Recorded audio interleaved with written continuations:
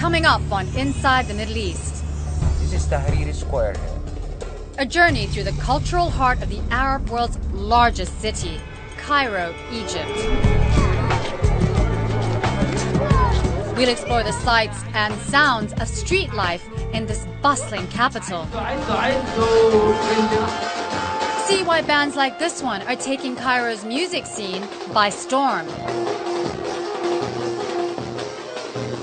This is the music that is actually representing young Egyptian kids. Plus, art in the public space, including modern designs inspired by Egypt's ancient past.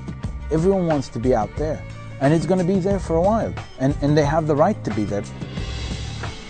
And later, taste the culture.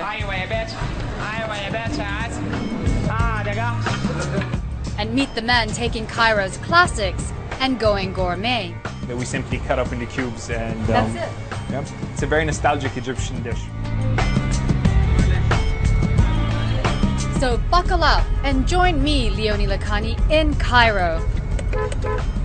It may not be the quickest ride, stuck in famous Cairo traffic, but it'll be a fun one.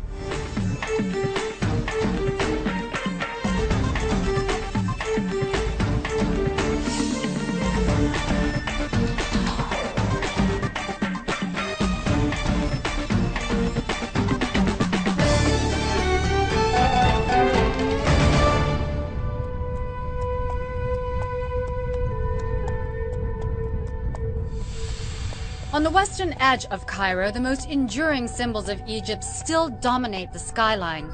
The pyramids at Giza. For most visitors, this is the postcard image of Cairo.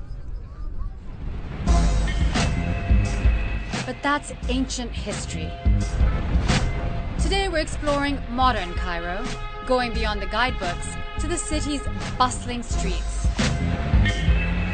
They're crowded and sometimes chaotic, but also brimming with creativity and contemporary Egyptian culture. Our guide today is Mossad Salah. He's a taxi driver. Not exactly the easiest job in Cairo. Everybody drive crazy driver. Anybody want to cross the street anytime, no problem. Congestion is a problem. With nearly 20 million residents, Cairo is the largest city in Africa and the Arab world. To stand out in Cairo, you have to be very creative. He's just pitched up a business on the side of the street selling umbrellas. He's just hung them on the wall. You also have to speak up. Cairo is one of the loudest cities on the planet, especially on the road. Honking is like a sport in Egypt. Mossad's practically making music with his horn. Waking up the whole neighborhood. But in Cairo, people are always awake, from sidewalk cafes to sidewalk shopping. Traffic seems to get worse after dark. That's when the Nile riverboats start blaring Arabic pop music. And parties on the street can go well into the night. This is one such party, a traditional curbside street wedding held in a makeshift tent in the middle of this northern Cairo street. They're typically all-night, all-male dance fests to honor the groom. But at this party, most of the guests have come to see the wedding singer, Saadat Abdelaziz. These days, he's one of the hottest musicians in Cairo, making an entire generation of young Egyptians move to his distinct style. It's called Mahragan, or festival. Mahragan is a type of music, he says. You can't listen to it in a low volume, and you can't listen to it and stay on your seat. It makes you move. We use this music to talk about things and be happy and dance to it. Mahragan brings joy to people, he tells me. Mahragan fuses hip-hop, techno, and traditional Egyptian folk music.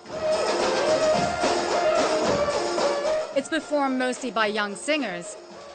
Electro-shabi, or folk, as some call it, is not new. It's been around for nearly a decade. وادينا جميل بالراحة ونزلنا السحب بجاحة وادينا جميل بالراحة. But in the past couple of years, what was once underground has gone mainstream. وكتبنا عليه أسامينا. طب بص عايزين نثبت ده الأول عشان هو ده الأساس. Record label owner Mahmoud Rafat produces some electro-shabby musicians. He says their popularity stems purely from the music. It's beat oriented. It's the lyrics is always related to a story, a very clear story. Also the vocabularies are very original somehow. It's very macho. Music is very loud. It's very expressive. They don't have any boundaries. They are not ashamed of expressing what is happening to them and how they want to go on with their lives.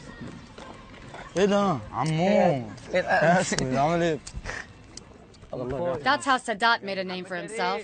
Sadat is from Medinat Salam, a working class area on the outskirts of Cairo. It's very poor, but many credit this neighborhood as a birthplace of Mahragan. Life here was never easy for Sadat. Before he started playing music, the 27-year-old worked as a plumber and a metal worker. With little income and little hope for the future, Sadat saw no way out. That's why he started singing.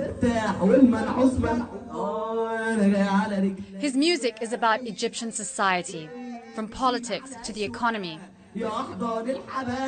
It expresses frustration and hope in a language that resonates with many on the street.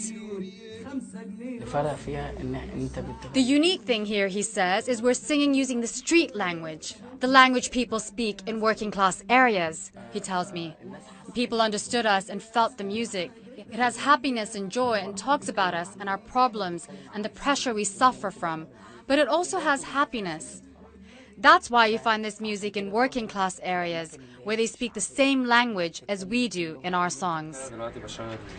This is the man behind Sadat's music, producer Haha. He creates tracks by auto-tuning Sadat's lyrics and adding internet beats. It requires computer skills and rhythm, but not a lot of money. The best thing about this music is that it's not expensive and anybody can sing it, he says. Egypt's 2011 uprising also opened things up. Singer Ala al-Din Sayed, known as Ala 50 Cent, says the revolution led to more artistic freedom. We always sang what we wanted, Ala says, but before the revolution, we were very cautious when choosing our lyrics so we wouldn't get in trouble. Last year, following the military coup in Egypt, Sadat stopped singing about politics. Still, his lyrics reflect the struggles of ordinary Egyptians. That's why people first connected to the music.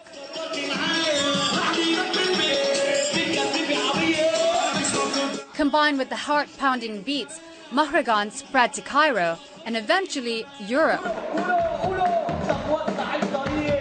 Sadat's played in England, France and Holland. That's one goal, to make electro-shabby an international genre. That and to one day share the stage with Akon. Who knows, he just might someday. Sadat's songs have gone viral online, some with millions of hits. Because I suffered from the same issues and no one heard me, and now I feel people are listening, he says. I feel happy when I meet people who tell me we're singing things they feel and understand. Sadat and the others are just happy performing. And happy to know his words are inspiring an entire generation of young Egyptians.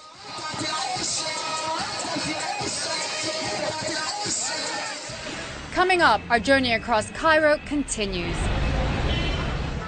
Keep your eye on IME as we explore a different art in the streets here. Stick around.